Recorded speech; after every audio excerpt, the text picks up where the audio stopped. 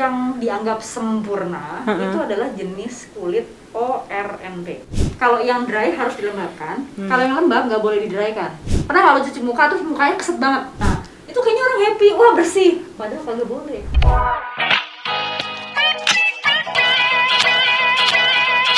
Oke, kembali lagi di Ngobrol Bareng Dokter alias Ngobok. Sekarang kita sama Dokter Dika. Halo. Hai. Kita akan bahas apa nih hari ini nih? Bahas tentang tips kulit glowing ala Korea. Oh, pertama kali nih. Tapi sebelum kita mulai, gue mau nanya pertanyaan pembuka nih sama lo. Oke. Ini kan judulnya tips kulit glowing ala Korea. Sebenarnya kita nih sebagai orang Indonesia secara genetik mungkin apa enggak nih kita Glowing kulit gitu. glowing ala Korea? Pertanyaannya agak pedih ya. Iya, soalnya kalau nggak mungkin percuma aja. Gak gitu. mau Iya. stop aja Mending nggak jadi. Jadi memang secara genetik itu kulit orang Korea dan kulit orang Indonesia itu berbeda. Bedanya gimana? Jadi di dunia kedokteran kulit itu dibagi menjadi ada yang namanya Fitzpatrick skin type. Ada 6 jenis nih. Nah, tipe 1 sampai tipe 6. Tipe 1 itu yang kulitnya pale banget, kemudian putih Pale tuh apa? banget.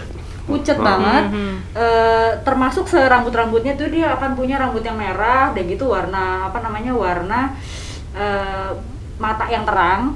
Contohnya itu kayak Emma Stone. Nah, ada lagi yang bawahnya itu adalah Fitzpatrick tipe yang nomor 2. Nomor 2 itu dia tetap punya kulit yang putih, tapi nggak seputih yang sebelumnya. Contohnya tuh Gwyneth Paltrow. Berikutnya tipe 3 itu adalah dia agak lebih brown sedikit, medium brown gitu. Itu contohnya kayak siapa My Friends? Siapa ini? Courtney Cox yang jadi Jennifer Aniston. Nah, itu kan beda kan dia jenis kulitnya, maksudnya putih kulitnya itu sama yang sebelum-sebelumnya. Nah, jadi kayak gitu. Nah, kalau orang Korea itu yang tipe 3 itu. Mereka tuh banyak yang tipe 3 itu. Sedangkan kulit orang Indonesia itu antara 4 atau 5. Gitu. Yang 6 itu adalah kulit yang very dark skin. Misalnya adalah contohnya orang-orang yang di Afrika. Kayak gitu. Jadi memang secara genetik itu berbeza ya. Berbeza antara kulit orang Korea sama kulit orang Indonesia. Tapi itu warnanya dan kesensitifannya dia terhadap matahari. Dia gampang kebakar apa enggak, gampang hitam apa enggak. Soal glowing itu adalah beda lagi berbeda. Ya. Boleh dong hitam glowing, putih glowing bisa. Nah, soalnya tuh gue pernah dengeran kalau misalnya kayak orang Korea tuh kayak secara genetik aja tuh mereka nggak bawa badan. Bener gak sih? Gue pernah baca, jadi katanya orang sana tuh juga nggak pakai, ini mohon maaf nih kalau hoax ya, tapi gue pernah baca sih. Tapi bener kok, maksudnya jadi mereka di event di sana, mereka tuh juga nggak pakai deodoran, jarang gitu pakai deodoran. Jadi karena emang secara genetik nggak sebau yang lain-lain gitu. Genetik bau gitu. Entah mungkin karena dietnya kah atau karena apa, bisa juga gitu kan. Bisa. Tapi kalau secara kulit, kalau glowing nggak ngaruh ke warna kulit lah ya, maksudnya. Ya kita Nggak ngaruh ke kan? Indonesia Korea itu nggak ngaruh ya. Kehubungan itu nggak ngaruh. Kulit tipe 1 sampai 6 orang Afrika bisa dong glowing. Oh, gitu. Sangat bisa gitu. Jadi itu tergantung dari umur ngaruh. Lingkungan tempat hidupnya ngaruh. Apa yang dia makan ngaruh. Polusi dan banyaknya matahari di situ juga ngaruh. Begitu cara dia merawat kulit dan segala macamnya, merokok segala macam itu ngaruh. Susah nih berarti kalau orang Pulau Gadung mau glowing. Nah, asap PPD. Asapnya susah.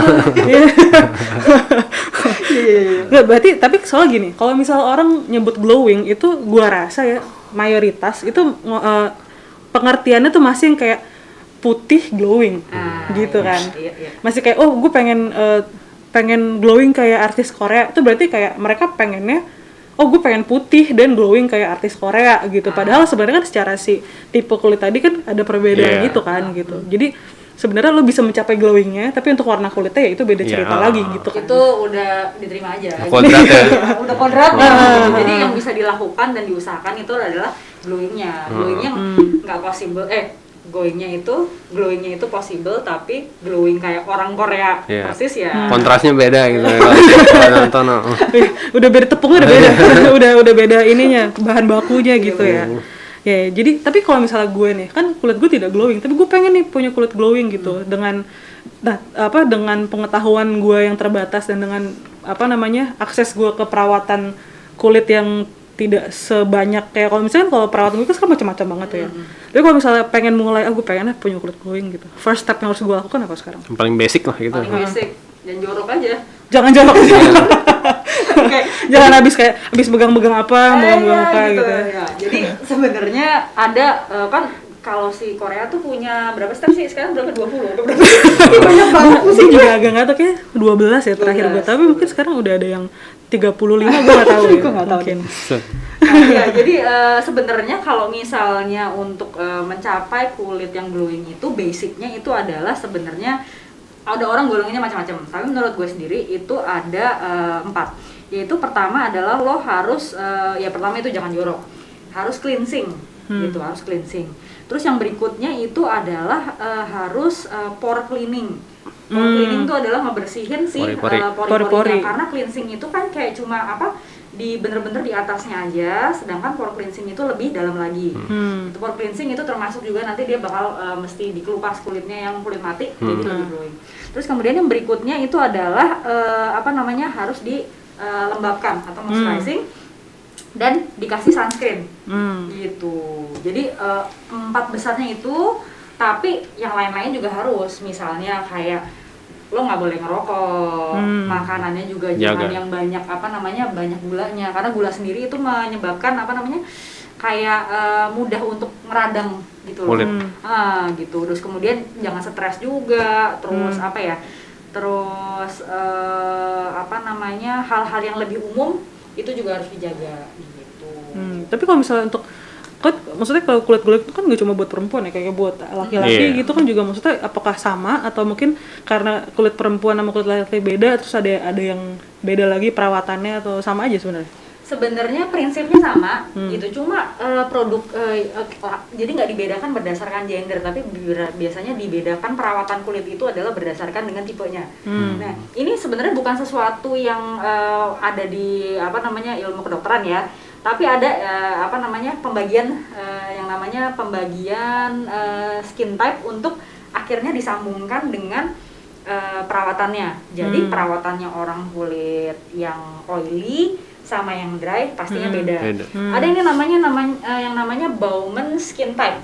Dia tuh dia menggolongkan, ada tesnya, nanti bisa dicoba nanti.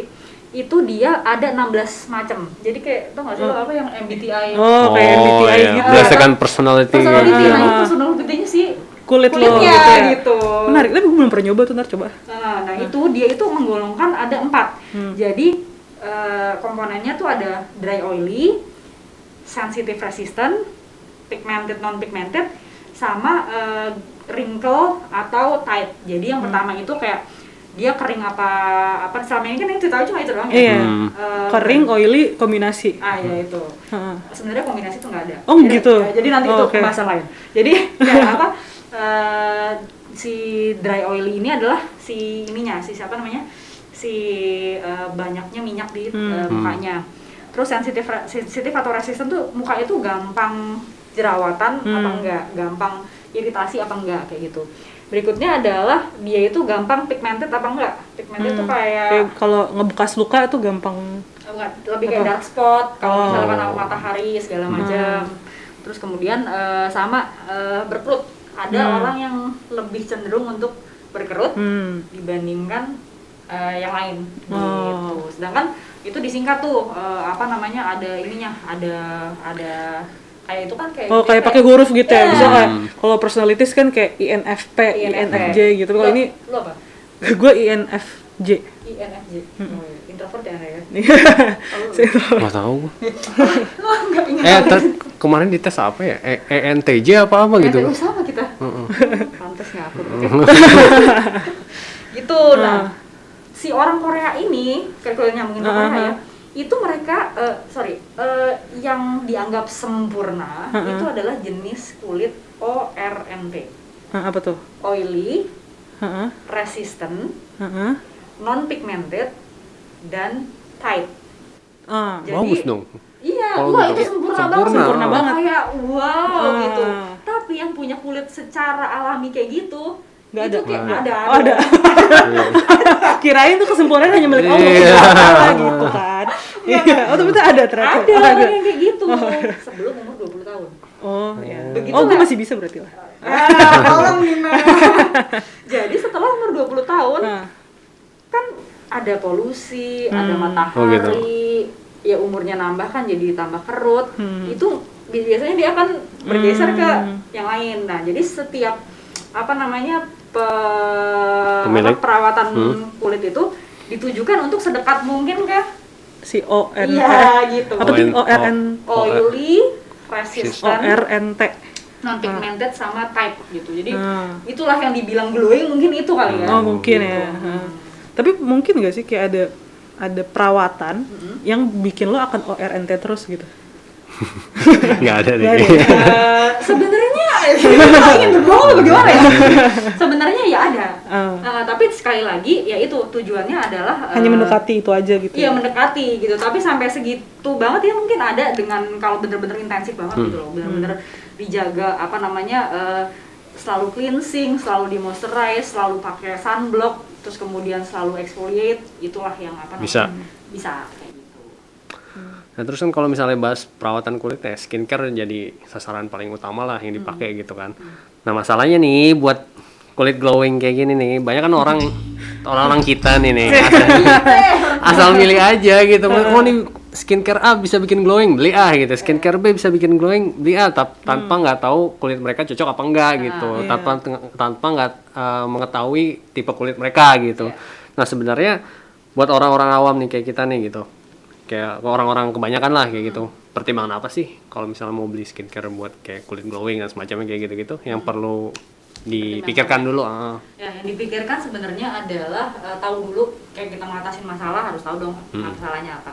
Kalau misalnya kayak lo kulitnya tuh lo apa oily atau lebih oily atau kayak agak berminyak gitu deh, kayak minyak samin gitu, kayak minyak martabak gitu. Oily apa? Gue dry kayaknya. Oh gitu dry, oke. Jadi kalau misalnya oily sama dry itu milih kayak misalnya awalnya dulu deh cleansernya tuh harus beda.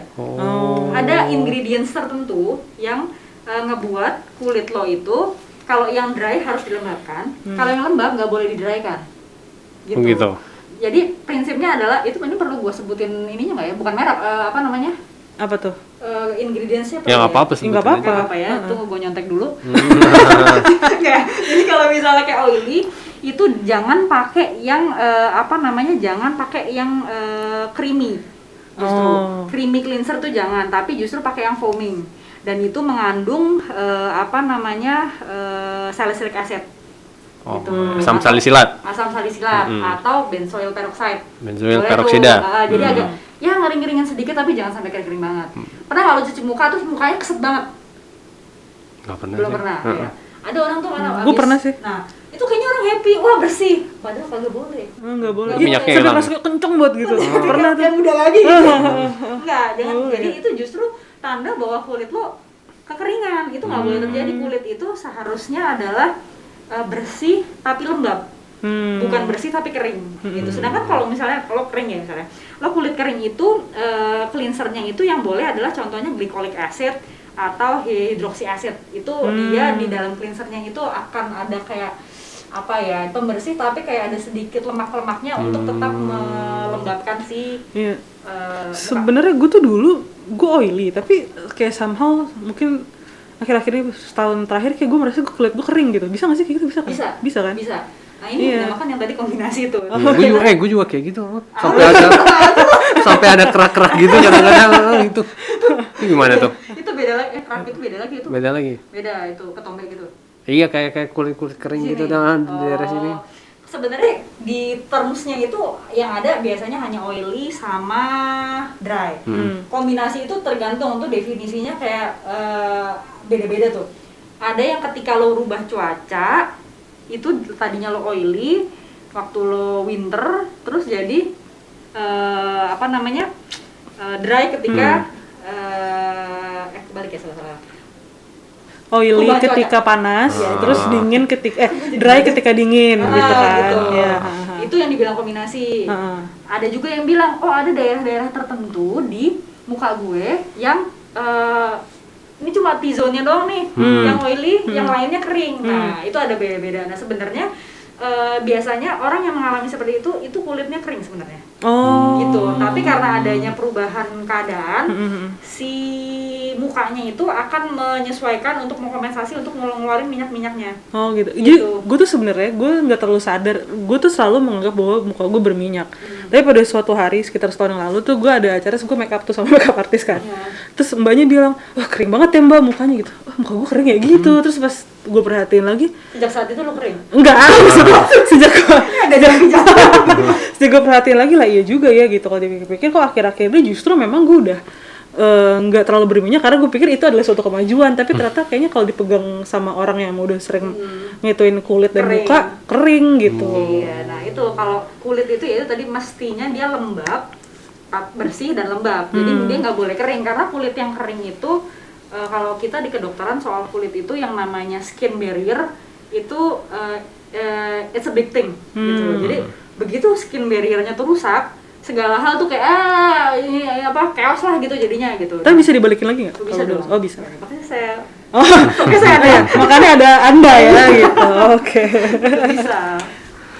Nah terus, nah tadi kan itu soal skincare itu kan. Nah terus tipsnya nih kalau misalnya kita mau beli suatu skincare tertentu gitu buat dapat kulit glowing tuh apa aja gitu, misalnya nyari yang mengandung bahan kayak tadi gitu, bahan X, bahan Y atau apa gitu, atau apa yang harus dibedakan buat kulit yang berminyak, yang kering dan sebagainya kayak gitu. Atau yang mungkin yang nggak bukan kadang apa ada yang bahan yang berbahaya tapi tetap masih dipakai gitu. Kayak kalau misal lo di Instagram gitu kan kayak ada iklan-iklan skincare abal-abal atau apa gitu kan.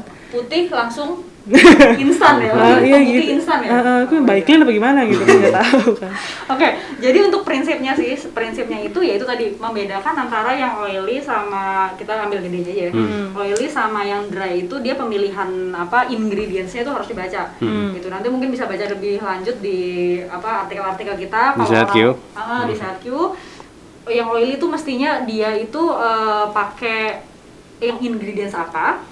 Kalau si dry itu ingredients apa. Nah, pemilihan misalnya kayak pemilihan ini loh, lo tau nggak sih ada produk-produk yang bahannya lotion, krim, ointment, serum. Nah, itu tuh beda-beda sebenarnya untuk orang-orang tertentu. Misalnya gini, ointment. Orang ngomongnya salep-salep aja biasanya. Salep itu cuma buat obat biasanya. Gitu. Jadi dia nggak dipakai untuk skincare gitu. Karena apa? Karena dia paling kental sehingga dia paling zat aktifnya itu akan paling stay lama di situ sehingga dia bisa ngobatin. Kemudian yang berikutnya adalah lotion. Kalau lotion itu biasanya dipakai sama orang yang kulitnya normal atau sedikit little oily lah, sedikit oily. Sedangkan kalau untuk yang krim itu dipakai sama orang yang kulitnya dry. Gitu. Itu disesuaikan. Jadi jangan sampai salah pakai gitu. Sedangkan untuk serum itu kan kita sering pakai kan tuh pakainya ditumpuk-tumpuk ya. Serum tuh sebenarnya bagus dipakai untuk orang yang kulitnya very oily. Gitu. Orang yang sebenarnya kulit berminyak banyak itu perlu juga pelembab tambahan, cuma yang jangan gitu amat. Gitu. Berminyak banget tuh indikatornya apa? Bentar-bentar keluar minyak gitu apa gimana? Oh iya. Kebetulan minyak lagi mahal nih. 28.000. Iya. Jadi sebenarnya itu mesti apa ya indikatornya ya misalnya ketika dia tidak dalam keadaan yang lembab atau humid atau agak panas. Biasa aja berminyak biasa gitu. Aja, terus, ya dia kayak bersinar-sinar gitu loh. Iya. Orang yang berminyak itu sebenarnya dia ini aja cuci muka aja. Sering cuci muka gitu. Sehari berapa? 2 kali? Tergantung kegiatannya 2 kali minimal. Oh gitu. Biasa cuci air wudhu sih, nggak apa-apa. Angkat diri. Cuci muka kan hitungannya. Nah, ini dia. Cuci muka itu. Iya kan? Cuci muka itu nggak boleh pakai air doang sebenarnya. Oh. Begitu dia pakai air doang, jadi kering. Iya. Itu makanya kita kalau misalnya gue kalau di rumah sakit kan cuci tangan itu harus pakai Sabun. Nah dulu Tapi zamannya sabun malah nggak bikin kering ya? enggak dong. Oh enggak. Itu justru itu adalah yang memperantarai kita dengan kulit kita langsung. Gitu. Jadi waktu zamannya pandemi kemarin kan dulu kan ibu cuci tangan juga sih gitu. Cuma nggak sesering waktu pandemi, lebih parno kan. Itu teman-teman gue itu banyak yang jadi apa? Kulitnya tuh jadi kering banget. Sama gitu. sih. Kering banget karena selain pakai hand sanitizer, cuci tangannya kan heboh gitu. Nah, itu tuh sebenarnya setelah cuci tangan memakai sabun itu harus pakai pelembab. Gitu. Tapi cuci tangan pakai air doang itu juga akan mengeringkan sebenarnya gitu. pakai hand body. Hembody.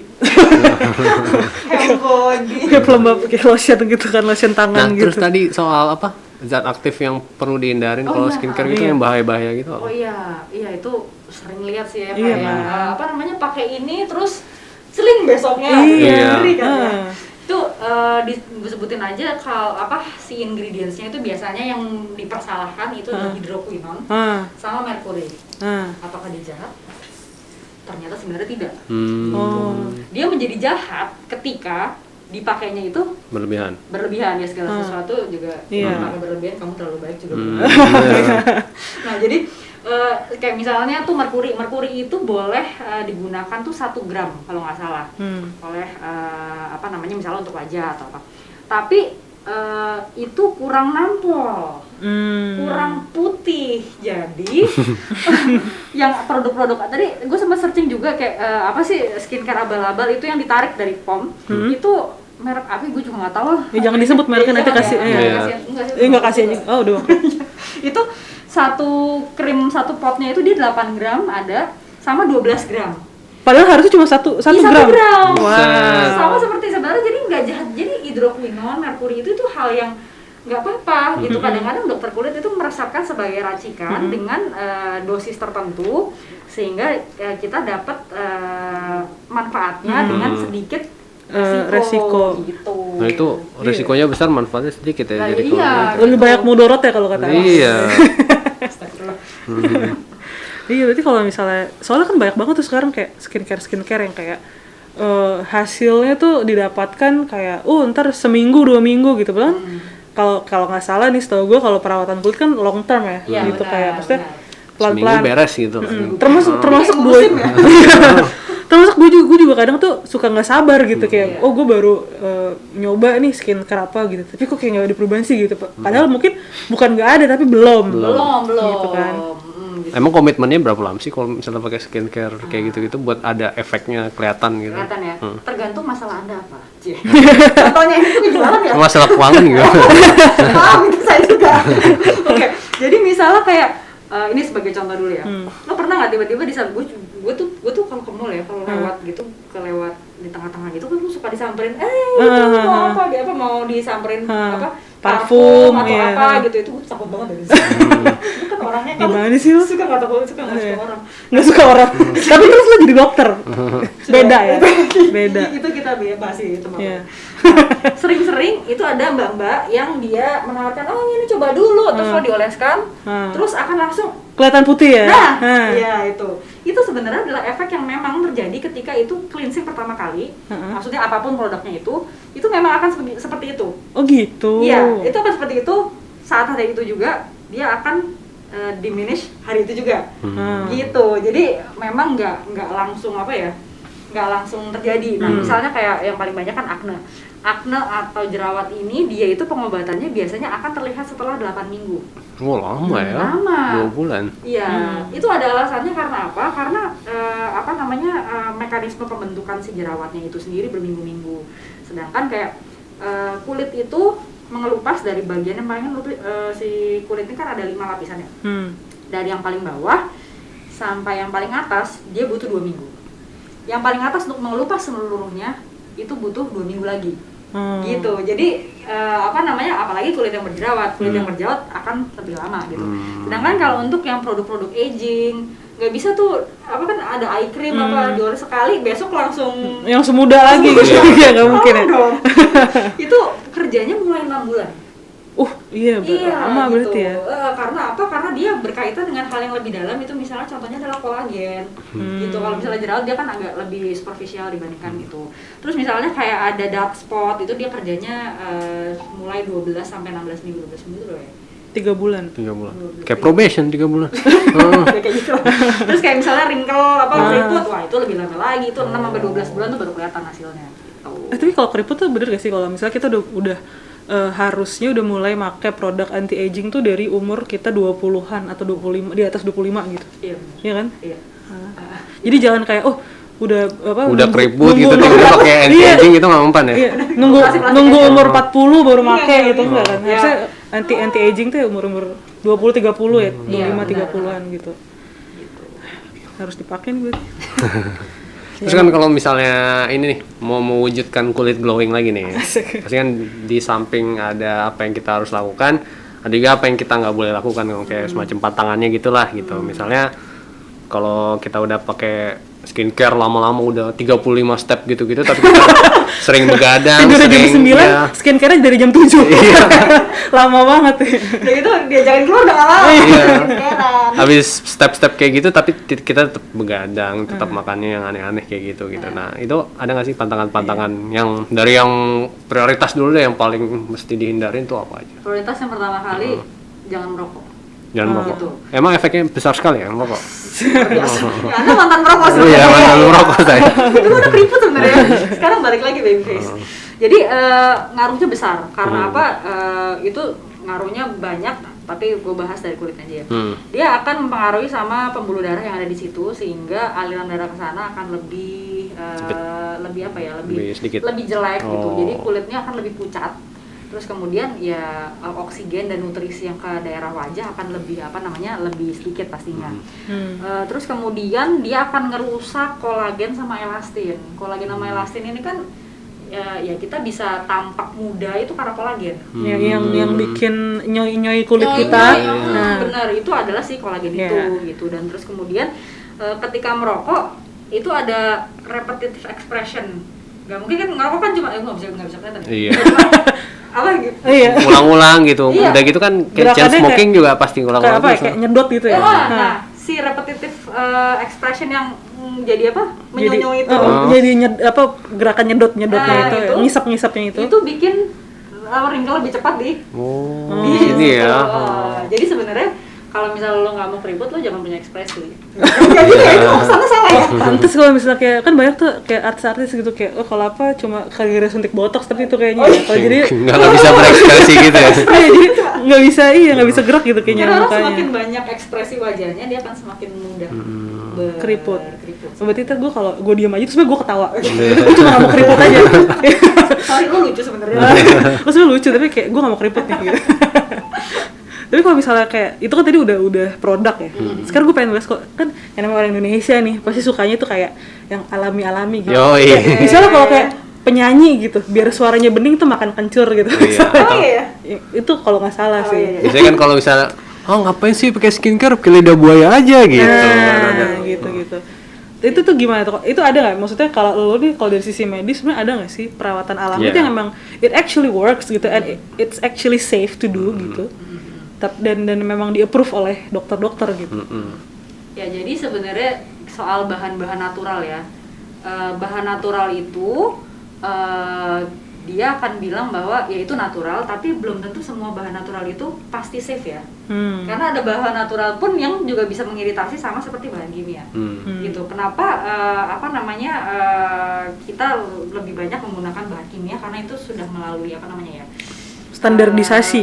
Standarisasi itu kemudian ininya bisa diukur dosisnya bisa diukur segala macam. Sebenarnya ada beberapa hal yang masuk sudah masuk ke dunia kedokteran, kok jadi lupa ya namanya ya.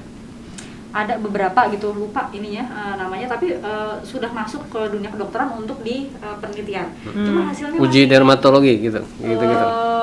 Hasilnya masih mix. belum kurang banyak orang yang meneliti itu sehingga belum meyakinkan banget gitu, tapi sih ada gitu. Tapi kalau misalnya kayak gue baca penelitian soal itu apa yang suka di SK itu pakai apa? Pitera apa sih? Iya itu. Bener. Beras ya? Beras itu ya. Gitu. Air cucian beras. Air cucian beras itu. Itu tuh jadi ada penelitiannya di Jepang bahwa orang-orang yang kerja pakai apa? Ya padi apa segala macam itu memang tangannya halus. Iya, gitu. Terus kemudian bahan-bahan kayak misalnya apalagi ya aloe vera sebenarnya sih oke. Lidah buaya ya teman-teman. Tapi kan kayak kalau misalnya lo metik sendiri gitu lidah buaya kan tuh lo olesin kayak agak gatel gitu. Nah itu dia. Jadi yang itu yang gue bilang bahwa nggak semua yang natural itu pasti safe loh ya. Gitu. Sama sebenarnya kayak si bahan kimia gitu, bisa aja dia buat lo dia iritasi. Kayak misalnya kan sering ada yang buat masker madu gitu. Kalau dia alergi madu, bubar dia. Iya. Madunya madu rasa lagi. Bisa. Gula dong ya. Nggak boleh nyebut merek. Oh iya. Iya. Sorry. gitu. gitu. Okay. Jadi sebenarnya bisa gitu, apa namanya, ada yang bisa, ada yang enggak gitu. Cuma enggak terlalu belum terlalu banyak lah yang masuk. Nah, terakhir nih. Kayaknya kalau dari dokter Mbak Dika sendiri kan kayak calon dokter kulit nih. Yes. Kulit dan kelamin. Oke. Nah, ya ada tips-tips rahasia nggak sih kayak buat apa yang yang buat menyehatkan kulit lah secara umum gitu, yang cuma diketahui sama dokter gitu. Sebenarnya penting gitu, tapi kita orang-orang awam tuh nggak anggap apa sih kayak gitu. Oh iya. Kira-kira. Ini adalah sebuah nggak rahasia sih, tapi sering diulang-ulang tapi nggak pernah dikerjain. Bahkan sama dokter kulit sendiri suka dikerjain. Pakai sunblock. Itu penting banget ya? Penting ya? Iya, Gue jarang pakai sunblock. sunblock. Itu kenapa? Karena sunblock karena matahari ini ya dia bagus sih gitu kan, kita disuruh sering berjemur gitu. Sebenarnya kan berjemur nggak usah mukanya dijemur juga nggak apa-apa kan. Berjemur gini. Buat apa gitu, punggung juga bisa kan. Karena apa? Karena dia tuh menyebabkan kayak banyak berubah jadi radikal bebas, bikin spot-spot gitu, terus bintik-bintik hitam ya. Iya, bintik-bintik hitam. Nah, jadi dipakailah gitu, dan pemakaian si sunblock ini untuk orang yang oily dan yang dry ini juga beda. Kalau pernah dengar ada yang physical sunscreen, ada chemical sunscreen, itu dipakai untuk jenis kulit yang beda biasanya. Kalau yang oily itu pakainya apa? Kok aku sendiri lupa, kalau nggak salah kalau oily itu yang physical deh. Oily yang physical, satunya chemical. Yang physical tuh dia keuntungannya dia tuh kalau begitu dipakai langsung cepat kerja, sedangkan kalau si chemical itu dia harus tunggu 30 menit baru kerja. Oh, gitu. Tapi kan suka ada tuh kalau bisa beli sunscreen kan kayak ada di instruksinya gitu, kayak gunakan 30 menit sebelum lu keluar. Itu berarti ada chemical. Tuh. Itu chemical berarti. Oh. Bedainnya emang ada tulisannya gitu di produknya. Physical sunscreen, chemical sunscreen. Isinya. Satu titanium oxide, satu zinc oxide. Gue lupa yang mana. Gitu, jadi salah satu. Oh, gue baru tahu tuh. Oh, gue juga baru tahu. Ternyata useful ya. Ternyata lu dokter beneran ya? Aku pulang dulu ya. Ya gitu. Jadi itu kayak sering banget dipakai bukan cuma buat ini doang, buat apa? Buat juga even ketika lo di dalam rumah. Oh iya. Iya. Tapi tergantung sih, kalau lo di dalam kamar mandi itu sih nggak mungkin kan. Oke. Tapi rumahnya jendelanya gede, yang ada sinar matahari gitu. Iya. Nah itu, jadi kalau lo sering bekerja deket Jendela. itu kan dia juga masuk. Oh gitu. Gitu. Jadi dipakai, dan pakainya itu sering kita dengar nggak sih dari gitu di artikelnya kita juga dipakai diulang lagi gitu. Kenapa? Karena ternyata berdasarkan penelitian orang Indonesia itu makainya tuh nggak sesuai anjuran, makanya harus kedikitan ya. Karena kalau kebanyakan blowe gitu, apa ya bahasa bagusnya, kayak anak kecil baru mandi sore-sore gitu. Itu bedanya chemical sama physical. Physical itu dia lebih ada white cast-nya namanya. Iya, yang jadi putih, putih jadinya. Gue jadi ingat, gue sering jalan-jalan di GBK namanya nyokap. Itu gue lihat sih mas-mas ini ya, wah badannya steril banget. Tapi gitu ya Bu. tapi gue tahu dia care sih sama kulitnya. Itu dia pakainya tuh. Itu kayak pakai masker ya, masker ini, masker kulit gitu. Udah gitu kan kalau misalnya dampak matahari tuh dilihatnya nggak sekarang gitu, tapi kayak ntar gitu, kayak 20 tahun lagi gitu kan. Kayak 20 tahun lagi, 30 lagi. Jadi kayak ntar 30 tahun datang itu kalau nggak pernah pakai sunscreen kayak aduh kenapa ya dulu gue sih. Tidak bisa diulang. Ya mau lihat sunscreen ada di toko sehat ya? Ada, banyak jenisnya. Ada yang fisiknya gitu. Udah baru tahu tapi udah sotoy. Physical dan chemical. Oke, ya udah ini menarik banget nih pembahasannya, banyak juga info-info baru yang gue baru tahu, Abi juga mungkin kayak gitu. Dan intinya sebenarnya kalau mau punya kulit glowing kayak artis Korea, samakan dulu persepsi glowingnya seperti apa, dan perhatikan dulu ekspektasinya mau kayak apa. Penting sih. Penting gitu, karena ya ibaratnya maksudnya kayak muka gue begini, gue nggak mungkin tiba-tiba perawatan terus jadi Jenny, nggak mungkin gitu. Kan kayak bisa Abi gitu, rajin banget perawatan terus nggak mungkin tiba-tiba jadi kayak member BTS gitu misalnya, udah nggak bisa, susah kan gitu. Jadi emang harus diketahui dulu sebenarnya sampai sejauh mana si tren glowing ini tuh bisa diikutin sama orang Indonesia sesuai sama jenis kulit lo, sesuai juga sama keamanannya juga ya gitu. Jenis sunscreen yang jenis sunscreen kan sunscreen sih jenis skincare yang dipakai juga kan kalau diperhatiin segala macam. Oke, thank you Dokter Dika ya. Terima kasih. Thank you Dokter Dika sudah meluangkan waktunya untuk ngobrol-ngobrol sama gue sama Abi di Ngobok. Sampai jumpa di episode berikutnya. Bye-bye. Bye.